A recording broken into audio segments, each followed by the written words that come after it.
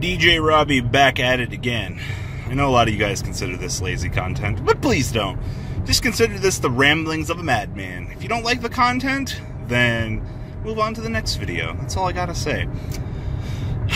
Terrible things that have made me angry throughout the years. Now, I'm a simplistic Yu-Gi-Oh player, but when I play against a hero player, this is especially back in the day. So, what makes DJ Chicken Nugget mad? Well, DJ Chicken Nugget really did not like playing against hero players back in the Tier 0 format. It was a rather sad time in one boyo's life because, well, unfortunately, when your opponent just top decks Miracle Fusion on you over and over and over again, you just kind of start to get a little bit saddened by life. And when you play against a hero player, being a gadget player, and you see normal and summon Stratos come across the table, you just kind of look at your opponent and go, I hate you. For those of you that don't know, Stratos has 1,800 attack points, while red, yellow, and green gadget each have a respective 13, 12, and 14 attack points. These numbers are significantly smaller than that of Stratos, and if you could ever imagine Stratos running around with a lasso in his hand, chasing after the gadgets, trying to round them up, that's exactly what you should be imagining right now. Just fucking cowboy Stratos. But it was in that moment that I had realized that gadgets were inferior to Stratos, and I should have become a hero player. Said nobody ever! Haha! Yeah, you thought. Please. Robbie gave up his hopes and dreams of playing gadgets to become a hero player. Don't get me wrong. I used to be one of those hero players. Those mid-city hero players, you know, the ones that used to play all the variants and things like that. Oh, don't get me wrong, I've been there. I've been one of those people that's top decked Miracle Fusion on players. But a lot of people won't really understand the grind of Yu-Gi-Oh! Or the allure. You know, I've actually played against a rather new player, a friend of mine, 17 years old, who wanted to play test and mess around with some older formats. I'm like, sure. He had no idea how to grasp older formats. Now, this player's been playing since, you know, about 2 years ago. So, you know, you're on that build-a-board mentality and things like that, which is fine, you know, but what happens when Yu-Gi-Oh! Goes past turn 4? I don't think a lot of people have really explored the scenario of what really happens to these new players that are forced to play past turn 3 or 4 in the game, you know. What happens when you get past that build-a-board mentality? Well, interesting enough, kids these days won't understand the struggle of having Miracle Fusion topped on you to create a Shining to recur back this massive value, or Miracle Fusion top deck making absolute 0 to absolutely destroy your butthole. You know, there's a lot of things, a lot of players, and the community in general just won't ever really, I feel like, get to experience, because the game has shifted so dramatically. Now, I could just be one of those fat asses reliving the glory days.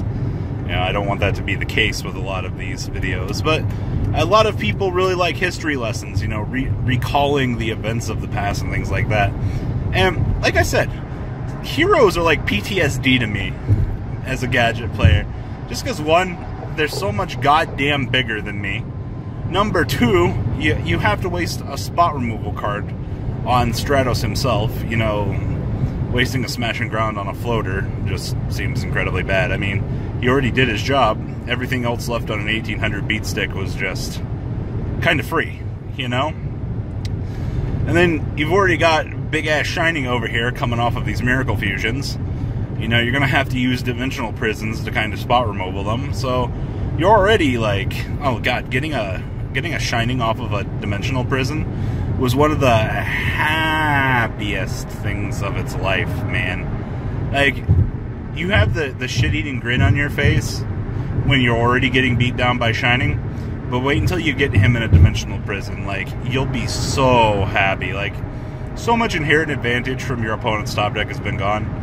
And then you're just like, oh, nope, I don't have the D-Barrier, I have the Mirror Force. And you're just like, fuck, struggling on the inside to, like, keep it together. God, I fucking hate heroes as a deck. They're so cancerous. Maybe I'm happy Stratos is gone. Maybe. Maybe not really. See, I hate playing against heroes, but I also loved playing with them.